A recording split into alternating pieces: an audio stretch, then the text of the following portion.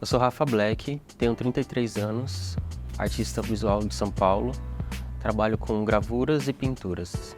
Eu sempre desenhei muito, desde criança. Eu sempre carreguei isso comigo, assim, né? E aí eu fui para uma carreira que é design gráfico. E aí, a partir do design, eu comecei a ter contato mais com a arte. E aí, sim, eu fui entendendo outras técnicas, outras linguagens e fui entendendo minha carreira dentro desse lugar, né? Eu não diria nem que eu estou numa posição de artista mesmo agora. É mais numa posição de trabalhador de arte. É o caminho que você faz antes de se tornar artista, assim, sabe? Que eu pelo menos eu percebo isso no meu processo. Onde você não tem ainda representações, onde você não tem exposições em grandes museus, mas ainda assim você tem que trabalhar diariamente para que as coisas possam acontecer enquanto artista.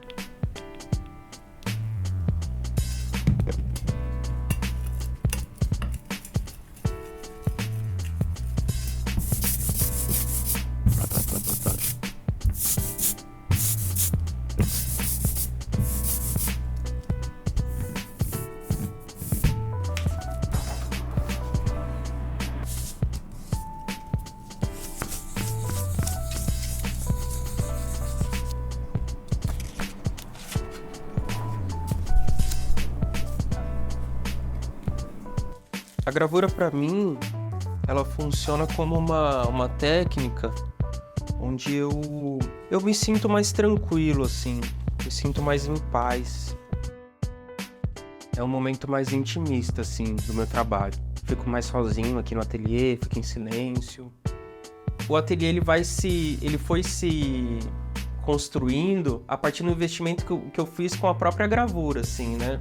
E sempre que eu tenho uma oportunidade, assim, de fazer uma feira grande de impressos, eu tô tentando, assim, tá lá. Exige um pouco de cuidado, assim, principalmente em questão de limpeza, questão de organização. E aí eu costumo dizer que a gravura é uma linguagem que eu consigo ter recursos mais rápidos, porque eu consigo vender ela de forma mais rápida, diferente da pintura. Eu não vejo que faz sentido ter uma saída tão rápida, porque é uma linguagem que eu ainda estou experimentando muitos caminhos, assim, para fazer ela acontecer. É uma pesquisa mais longa. Parte da pesquisa de gravura é, claro, falar sobre território, né, e ancestralidade. Então eu trago muito esses pentes aqui, esses pentes garfo, que são pentes que foram saqueados, né, do Egito, quando as explorações começaram. E aí esses pentes, eles servem como uma orientação, assim, para o meu trabalho, porque sendo objetos que foram saqueados, foram roubados dos lugares originais deles e pertencem agora a museus e instituições europeias, é como que esses objetos eles se relacionam com esses lugares, tendo em mente o contexto no qual eles foram levados para lá. Pensando nisso, eu vou me reapropriando dessas imagens e vou recatalogando elas e redistribuindo para outros lugares. Toda essa ligação e essa relação do Brasil e África passa por essa relação com os cabelos, com os pentes, com a estética, que é o que eu pesquiso no trabalho. Principalmente quando o pente dos anos 70, aquele muito famoso que eu fiz essas reproduções do punho, que é o pente dos Black Panther, dos Black Power, né, que ilustrou o movimento e serviu como um símbolo de resistência para aquele movimento, como que esses pentes eles se relacionam com a política também. O movimento Black Power já estava ali anos-luz tentando fazer uma relação entre África e a diáspora e povos que saíram dos seus locais originais para estarem em situações e em outros territórios, né? Situações de vulnerabilidade. Então eu vou reimaginando esses símbolos e colocando nos trabalhos.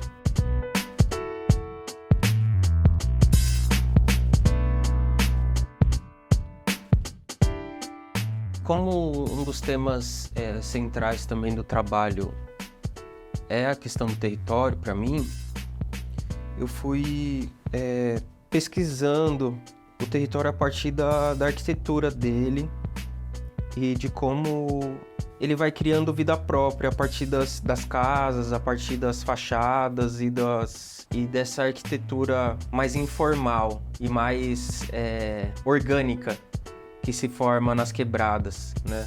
A arquitetura é um tema muito interessante para mim porque ele é realmente muito pautado pelas elites, assim, ele é frequentado pelas elites e é pautado por elas. E aí quando eu faço esses desenhos dessas casas, dessas fachadas, remetendo a essas casas de periferia, eu vou colocando essa arquitetura formal em xeque, assim, vou tentando reformular o que se espera de uma arquitetura funcional, né? A arquitetura tida como um senso estético também, né? Que elas vão chegando nas periferias, nas favelas, elas costumam usar a palavra feio, né? Aqui já é um lugar feio. E na verdade para mim é um lugar rico, né? De belezas e de uma experiência orgânica ali de construções, né? Muito porque na minha família existiu o processo de mutirão, que é muito comum na construção dessas casas, né? Meus pais, meus tios que construíram uma das casas onde a gente morou, onde eu tive a primeira parte da minha infância. Isso é muito presente assim, na experiência de quebrada e na experiência das pessoas que moram em favelas, né? Eu vou recontando essas histórias, né? A história dessas casinhas por todos os lugares, né? Eu acho que faz muito sentido ter essa expressão, esse tema na gravura. Assim como as casinhas que foram feitas pelos próprios moradores, a maioria, né? O meu ateliê eu também construí eu mesmo ele. Toda essa marcenaria, o vidro que eu achei na rua e trouxe caminhando para cá, que deve ter pelo menos uns 60 quilos. As madeiras que foram encontradas na rua, que podem tanto servir para gravura como para construir um ateliê. Então esse processo de fazer por mim mesmo, assim, me leva para esse lugar do fazimento dessas casas, né? Da construção dessas casas. Como as minhas referências elas são muito pautadas no rap, no hip hop, nessa desobediência institucional, nesse universo da música, que é o que eu me espelho assim também, e revolucionário, e dessas personalidades e figuras históricas que eu pinto, e dessas pessoas que estão sempre na rua desobedecendo e de alguma forma contrariando o que se espera delas. Eu acho que de alguma forma isso faz muito sentido no meu trabalho, assim, principalmente porque é mais um corpo, é mais uma experiência, é mais uma pessoa periférica tentando atingir um objetivo, né? E a gente sabe que quando essas pessoas tentam chegar nesses lugares, elas são de alguma forma barradas ou dizem que elas estão ostentando. Isso se relaciona bastante assim com o que eu exploro na minha linguagem.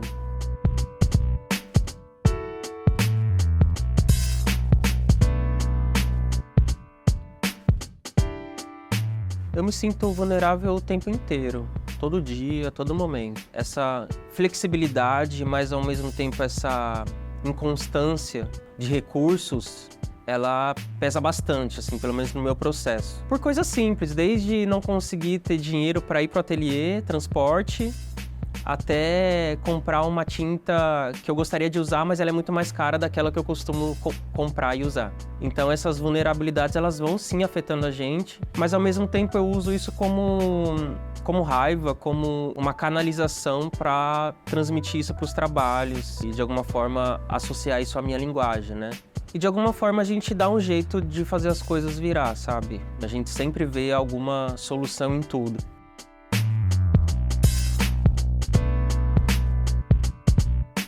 Eu gosto de trabalhar com outros materiais, outros suportes e tentar achar soluções para aquilo que eu estou pensando, para as pesquisas que eu faço. Já pensei também em trabalhos de pintura como escultura, que é essa figura aqui. Mas tudo isso para relacionar um tema muito importante para mim, que é como que as periferias de São Paulo e talvez até um comportamento da sociedade brasileira no geral, assim, foi mudando ao longo dos anos 2000, depois que a ascensão ao consumo realmente começou a tomar um tom maior, assim, assumir um papel principal na vida das pessoas. Diante dessa ascensão ao consumo que a gente experienciou, alguns símbolos e códigos e comportamentos começam a ficar mais evidentes, principalmente nos lugares de onde eu venho. Vocês vão ver que nos meus trabalhos tem muitos símbolos, marcas de roupa de luxo, mas marcas de roupa de quebrada, que é justamente esse exercício que eu faço de colocar esses elementos, esses símbolos, num lugar de contraposição, assim. E aí, diante desses símbolos, eu ainda coloco algumas figuras, alguns ambientes sobre educação, sobre conhecimento, sobre cultura, que estão abaixo dessa importância ao consumo.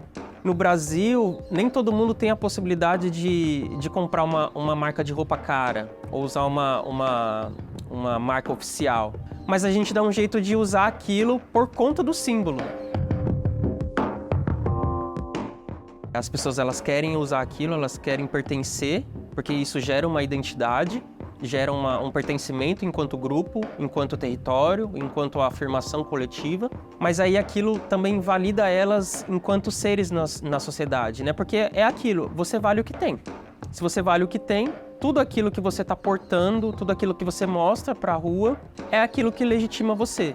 Não importa o seu nível de escolaridade, não importa se você pratica ou não esporte, que prazeres você tem, que outros tipos de atividades você exerce. O que importa é você estar bem vestido e utilizando o símbolo, objeto ou código daquela época. Você vai ter uma série de roupas falsas. Esses símbolos, eles já viram outra coisa. Eles não são mais produzidos de modo oficial. Eles são produzidos por pessoas comuns. Então isso me interessa bastante no trabalho. Uma das minhas principais motivações, assim, o que inspira é a sensação que eu tenho quando eu tô de frente com alguma arte que me toca, assim. E eu gostaria que as pessoas também tivessem essa mesma sensação olhando as minhas produções. É aquele momento em que você vê um trabalho e você fala, uau, tem alguém falando disso, tem alguém pensando isso, tem alguém utilizando essa técnica, como essa pessoa utilizou esse tipo de pincelada, esse tipo de tema para abordar comportamentos, para abordar questões que estão pulsando, assim, né, na sociedade. É aquela vontade de querer ser ouvido, assim, de querer que as pessoas enxerguem uma experiência dentro das artes visuais de mais uma pessoa que está querendo contar alguma coisa, está querendo contar uma história, mas que tem a pintura e tem outras linguagens enquanto referência, né? É o que me inspira, assim, a criar.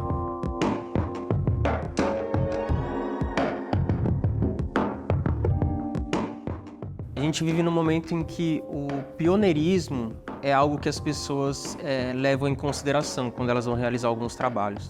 E para mim, ser o primeiro a falar de uma coisa é completamente assim irrelevante. Na verdade, o que eu gostaria de fazer enquanto artista é continuar trazendo referências e experiências e contando histórias de pessoas que contaram antes de mim e fazer com que isso crie um eco ainda maior.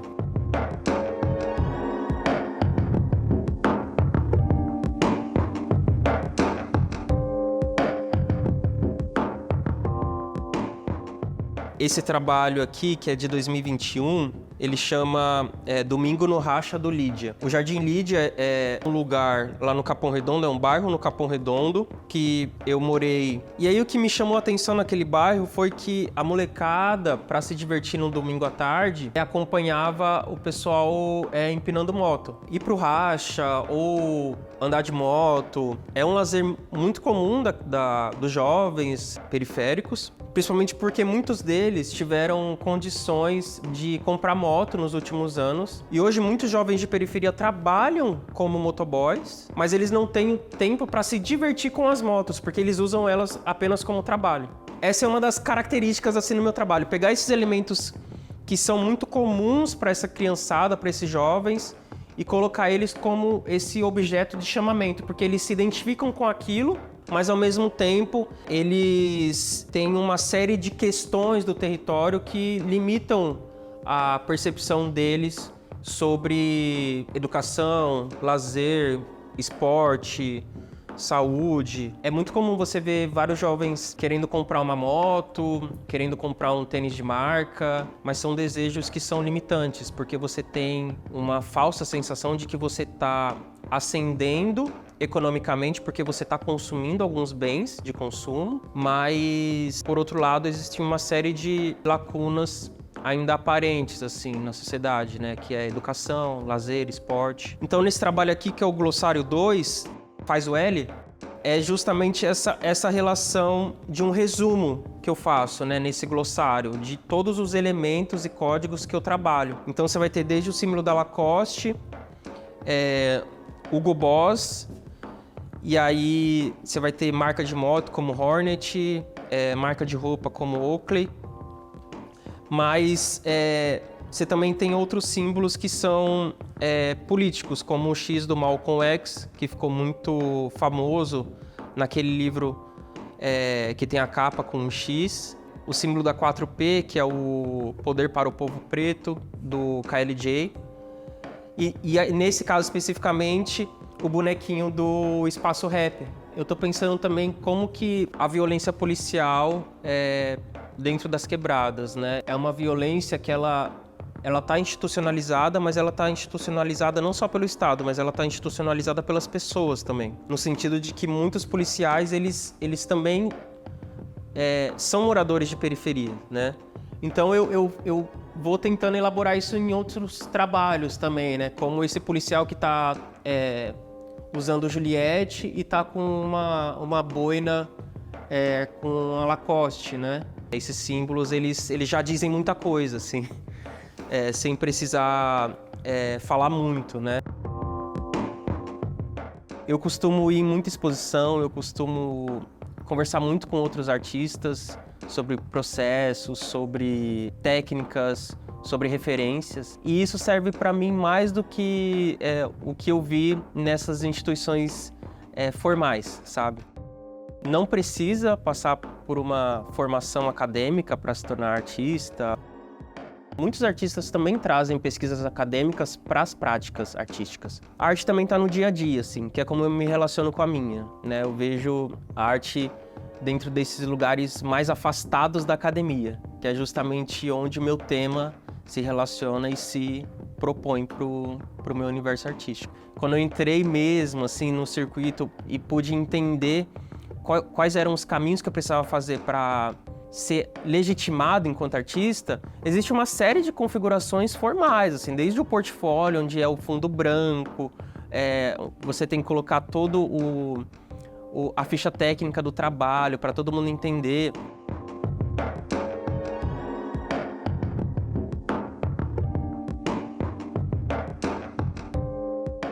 O mercado de arte ele não vai se tornar inclusivo enquanto não tiver pessoas pretas, faveladas, periféricas, LGBTQIA+, e de outras experiências enquanto colecionadoras, enquanto donas de galeria, enquanto pessoas que validam a carreira de artistas. O mercado de arte e quem regula esse mercado está muito pautado no espelho da sociedade, né?